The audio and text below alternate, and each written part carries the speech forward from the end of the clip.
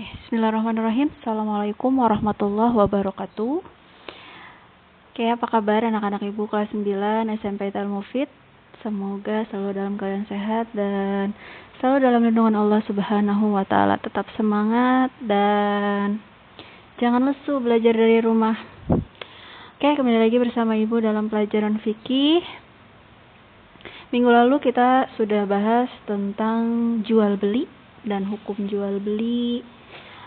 Minggu ini seperti janji ibu minggu lalu kita akan bahas satu persatu dari khiyar, kemudian kirot dan riba.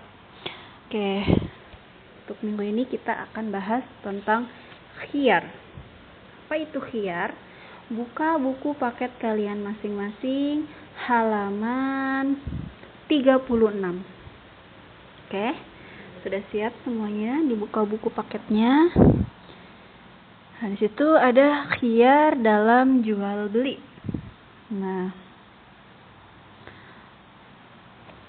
Jadi di sini khiyar dalam jual beli itu merupakan suatu proses pemindahan hak milik dari satu orang kepada orang lain dalam proses jual beli.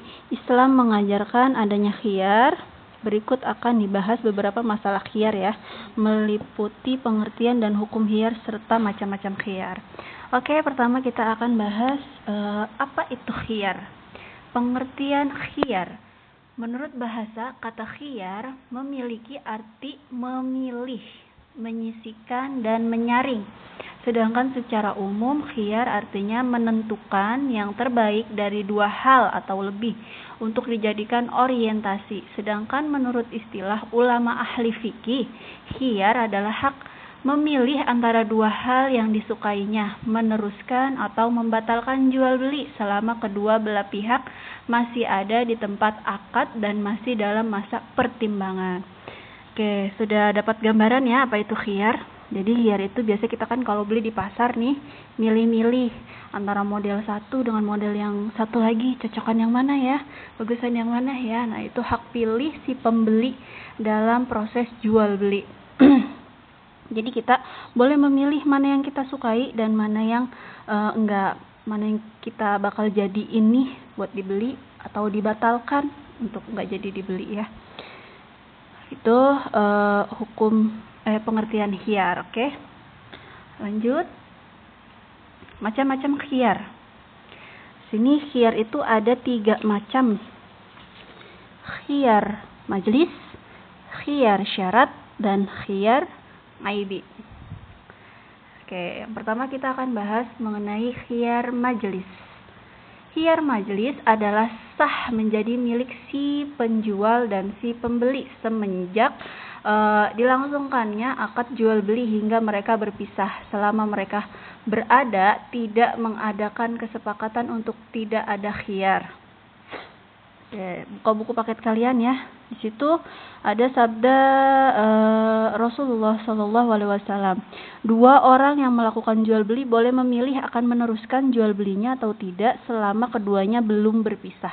Jadi selama masih ada di toko tersebut, kalian bebas mau memilih apa saja, mau jadi atau enggak jadi, itu bebas ya. Sini HR Bukhari Muslim ya. Nah, di sini khiyar majlis habis waktunya apabila terjadi hal-hal sebagai berikut. Kedua belah pihak memilih meneruskan jual belinya dengan akad. Jadi yang pertama itu waktunya telah habis ketika kita sudah jadi, ini udah deal. Udah Bu, nih saya beli yang ini. Nah, itu udah habis waktunya khiyar majlis ya. Yang kedua, keduanya telah berpisah dari tempat semula. Hal ini menyangkut adat yang berlaku di daerah setempat. Penjual dan pembeli yang hati-hati akan memberi pesan terlebih dahulu sebelum keduanya berpisah. Misalnya pembeli berkata, kalau boleh sekarang, kalau nanti saya tidak mau gitu.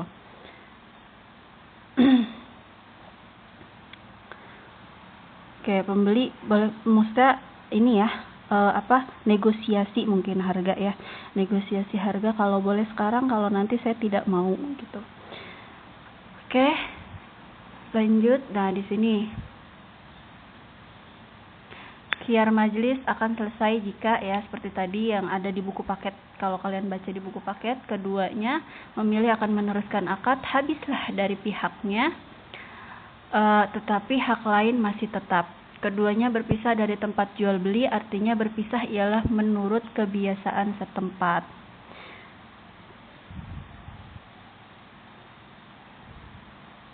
Sini yang pertama itu jadi beli ya. Yang kedua itu maksudnya nggak jadi beli gitu, nggak jadi beli tapi ya sudah, makasih Bu, cuma pilih-pilih, cuma lihat-lihat doang gitu, nggak apa-apa ya. Kemudian yang kedua ada khiyar syarat. Khiyar syarat itu khiyar syarat atau pilihan bersyarat adalah kedua orang yang sedang melakukan jual beli dengan mengadakan kesepakatan atau menentukan syarat. Salah satu di antaranya keduanya menentukan hak khiyar sampai batas waktu ditentukan. Nah, di sini ada hadis riwayat Ibnu Majah. Engkau boleh khiyar pada segala barang yang telah engkau beli selama 3 hari 3 malam. Di sini ya. Nah, di sini maksudnya, jadi khiyar syarat itu saya mau membayar sekian dengan catatan jika selama 3 hari sudah rusak, barang saya kembalikan dan uang saya minta kembali. Jadi kesepakatan bersama nih. Kalau si penjualnya ridho dengan khiyar syarat seperti ini, maka dibolehkan. Misalkan kayak beli barang elektronik ya. Misalkan beli barang elektronik yang second. Kalau second kan namanya bekas orang gitu kan, kita nggak tahu kualitas dan kondisi barang tersebut. Misalkan di situ kita pakai khiyar syarat gitu. Pak, kalau misalkan dalam 3 hari barangnya ini rusak, saya kembalikan dan uang saya minta kembali. Terus kalau misalkan si penjualnya, oh iya nggak apa-apa, nah itu berarti sama-sama ridho gitu, jadi nggak apa-apa ya. Oke, itu khiyar syarat. Atau bisa juga kalau beli di pasar, misalkan kita beli di pasar nih, kita beli untuk ibu kita, nah ibu kita nggak ngikut, kita nggak tahu gitu ukurannya kayak gimana. Terus di pasar kita bilang sama penjualnya, Bu, ini buat ibu saya, kalau misalkan nanti sampai rumah barangnya kekecilan, bisa ditukar ya Bu. Nah gitu, itu kesepakatan ya, kesepakatan bersama atau perjanjian bersama.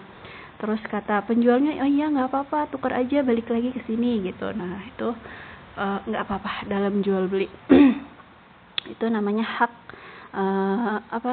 khiyar syarat. Oke, lanjut ke khiyar aibi. Di sini khiyar aibi adalah jika seseorang membeli barang yang aib atau cacat ya, dan pembeli tidak mengetahui hingga penjual dan pembeli berpisah, maka barang tersebut dapat dikembalikan kepada si penjual. Beberapa ketentuan khiyar aibi yaitu yang pertama, cacat yang terjadi sesudah akad tetapi barang diterima si pembeli, maka tanggungan masih di tangan penjual. Kemudian yang kedua, barang yang dikembalikan karena cacat apabila ada tambahan yang melekat padanya sewaktu di tangan si pembeli.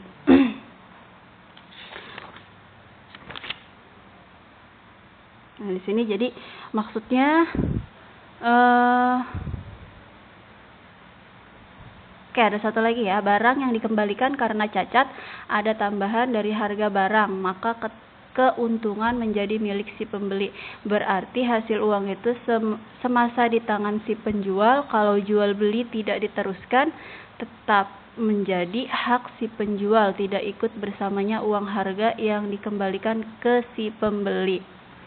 Oke, ini yang pertama, cacat yang terjadi sesudah akad tetapi barang diterima si pembeli, maka tanggungan masih di tangan penjual. Jadi ketika kita beli barang kemudian cacat, sampai rumah cacat, nih kita kembalikan sama si pembeli, si penjual gitu.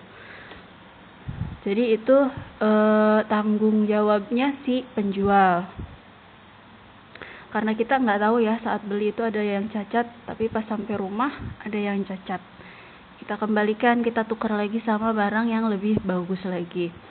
Kemudian yang kedua, barang yang dikembalikan karena cacat apabila ada tambahan yang melekat padanya sewaktu di tangan si pembeli.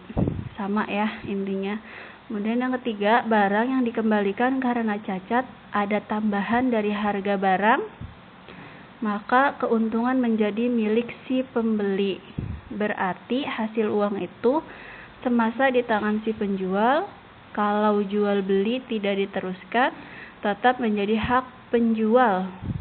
Tidak ikut bersamanya uang harga yang dikembalikan ke si pembeli.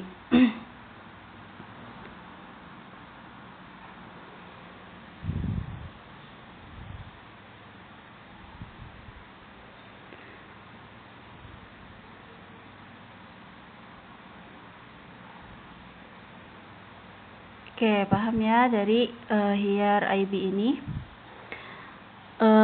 Cukup untuk penjelasan khiyar minggu ini. Dari pelajaran khiyar bisa kita petik beberapa hikmah, yaitu khiyar disyaratkan oleh Islam untuk memenuhi kepentingan yang timbul dari transaksi bisnis dalam kehidupan manusia. Hikmah yang dapat diambil dari praktek khiyar yaitu dengan adanya khiyar dapat menjadikan akad jual beli sesuai dengan syarat-syaratnya, yaitu atas dasar suka sama suka, mendidik agar selalu berhati-hati dalam jual beli, terhindar dari unsur penipuan dalam jual beli, mendidik kepada para pedagang agar selalu bersikap jujur. Oke. Tugas dari Ibu, kalian buka buku kalian halaman 38. Di situ ada tugas wazifah. Ya, kalian isi, kalian cermati. Di situ ada Burhan dan Anwar melakukan di sepeda motor. Mereka sepakat apabila dalam 3 hari terdapat kerusakan, sepeda motor kembali dan uang pun kembali dengan utuh. Setelah 2 hari ternyata sepeda motor itu rusak parah. Akan tetapi pihak penjual tidak mau tahu. Bagaimana menurut pendapatmu? Nah, kalian komentari kasus di sini dan kalian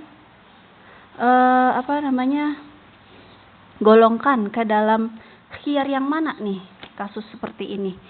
Tergolong khiyar majlis kah? Khiyar syarat kah? Atau khiyar aibi kah? Oke, itu tugas dari Ibu, kumpulkan paling lambat sampai sore ini ya. Sebagai absensi minggu ini. Yang tidak mengumpulkan berarti Ibu anggap tidak hadir. Oke? Kurang lebihnya Ibu mohon maaf. Sekian. Assalamualaikum warahmatullahi wabarakatuh.